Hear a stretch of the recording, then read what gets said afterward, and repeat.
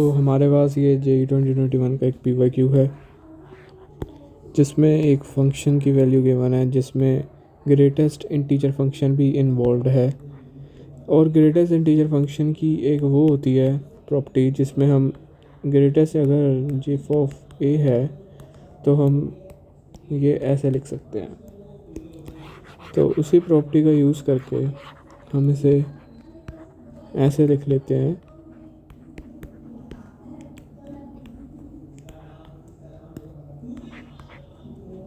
तो अब हमारा फंक्शन ये बन चुका है। तो जैसे कि अब हम देख सकते हैं कि इस फंक्शन में ग्रेटेस्ट इंटीजर फंक्शन आ रहा है यहाँ पे और यहाँ पे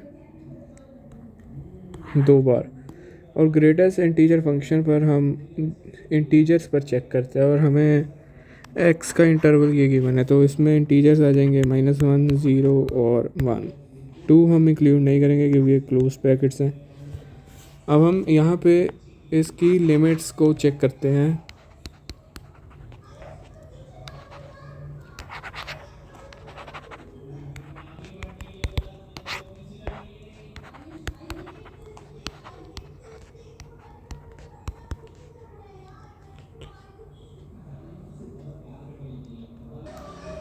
तो अगर हम देखें, हम इसको इरेज करके ऐसे लिख लेते हैं। अगर x -1 को टेंड करेगा तो बॉक्स x -1 माइनस को टेंड करेगा तो बॉक्स x 2 को टेंड करेगा। अगर x -1 माइनस प्लस को टेंड करेगा तो बॉक्स x -1 को ही टेंड करेगा। और अगर x 1 को टेंड करेगा तो ना प्लस ना माइनस, तो बॉक्स x भी -1 को ही टेंड करेगा। तो हम LHL को ऐसे लिख लेते हैं, limit x tending to 1 minus box x की वैल्यू हमारे पास 2 हो जाएगी और ये हो जाएगा माइनस का -1 का स्क्वायर माइनस, तो ये 0 हो जाएगा, मतलब ये भी 0 हो जाएगा। और ये -2, 0 इंटू -2 इज़ 0, तो 0 प्लस साइन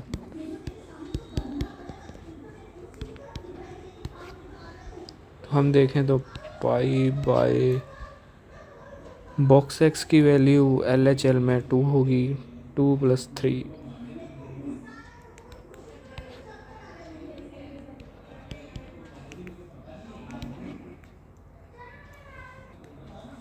मैं सॉरी मांगता हूँ, एक्चुअली यहाँ पे एक मिस्टेक हो गई। यहाँ पे -2 आएगा, तो यहाँ पे आएगा -2 + 3 और फिर से बॉक्स x -2 + 1। तो ये हम फाइंड कर लेते हैं। साइन पाई प्लस ये तो पाई हो जाएगा, 1 हो जाएगा और ये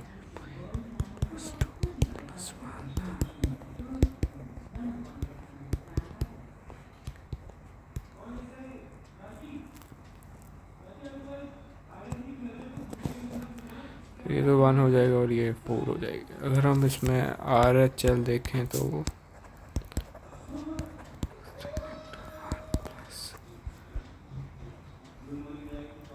RHL में ये -1 को टेंड करेगा box x, this will tend to -1 and ये तो 0 ही हो जाएगा, तो फिर से ये 0 ही हो जाएगा।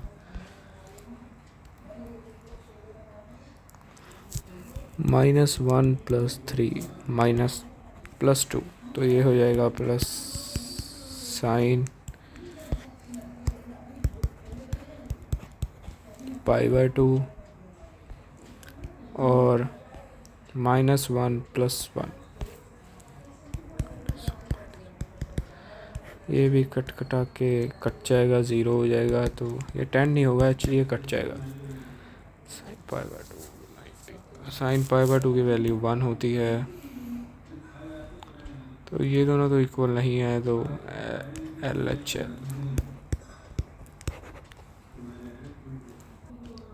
आई एम सॉरी, एक्चुअली मुझसे फिर से गलती हो गई है। एक चीज़ मैं स्किप कर गया आपको बताने की, ये खुलेगा तो ऐसे ही पॉजिटिव में, ये खुलेगा तो ऐसे ही नो प्रॉब्लम, बट आगे माइनस है तो ये हो जाएगा माइनस बॉक्स एक्स -1।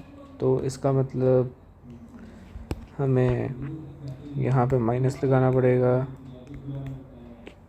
जो कि फिर ये बन जाएगा। एक्चुअली मैंने इसकी वैल्यू भी गलत लिखी थी, तो ये ज़ीरो हो गया, ये -1 हो गया, तो इसका आंसर 1 आ गया। तो हम देख सकते हैं कि left hand limit is equal to right hand limit आ गई।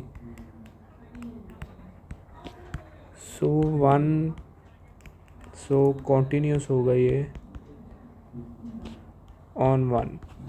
अब ऐसे ही हम चेक करते हैं 0 पर।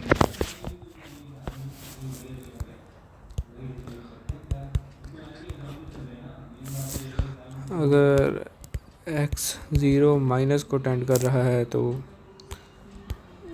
बॉक्स x -1 को टेंड करेगा। अगर x 0 प्लस को टेंड कर रहा है तो बॉक्स x भी 0 को टेंड करेगा। अगर x सिंपल 0 को टेंड कर रहा है तो बॉक्स x फिर से 0 को टेंड करेगा। हम फिर से लेफ़्ट हैंड लिमिट लिख लेते हैं। तो फंक्शन हो गया। अगर ये लेफ़्ट हैंड लिमिट देखें तो लेफ़्ट हैंड लिमिट में ये -1 को टेंड करेगा, तो ये -1, ये भी 0 -1, तो ये तो फिर से ये -1 -2 हो गए, -2, और साइन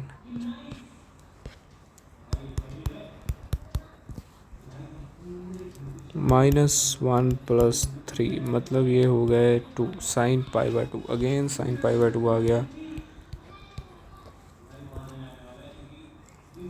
और इसमें भी ये हम ऐसे ही खोलेंगे, -1 तो ये आ गया sin π/2 +1 -1 0 -2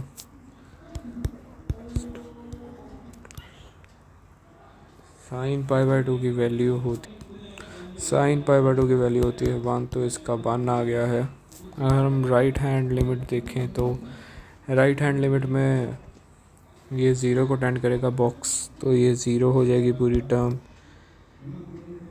तो हम लिख लेते हैं इसे sin π/3, तो 0 π/3 minus of 0 -1 sin π/3 + 1 is equal to √3/2 + 1। हम देख सकते हैं कि RHL is not equal to LHL, so discontinuous at 0। तो हम यहाँ पे फिर से चेक करेंगे 1 के लिए।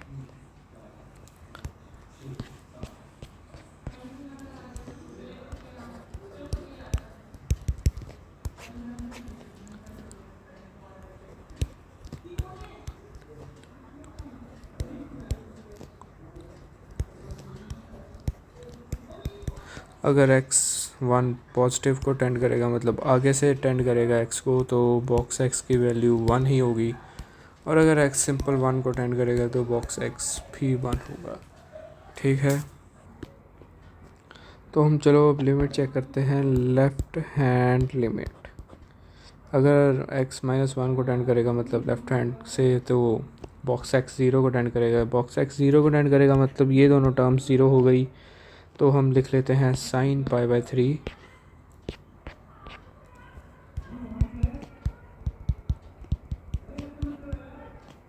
+1, तो ये फिर से हो गया 3π/2 +1। ठीक है, हम देख लेते हैं RHL में ये 1 से टेंड करेगा, 1 से टेंड करेगा, तो ये तो 1 आएगा, पर 1 माइनस 1 ज़ीरो हो जाएगा, मतलब ये फिर से दोनों ज़ीरो हो गई। π/4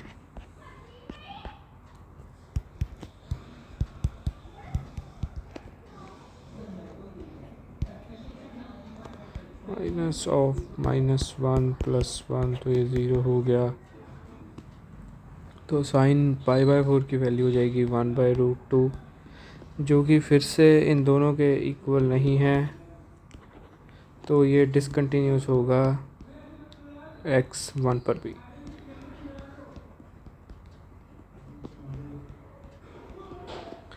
तो हमें क्वेश्चन में डिसकंटिन्यूटी के ही पॉइंट बताने हैं। तो 1 पर तो ये कंटिन्यूस आ गया, दोनों मैच हो गई। 0 पर ये डिसकंटिन्यूस आया है और 1 पर भी डिसकंटिन्यूस आया, तो आंसर हो गया 2। Thank you.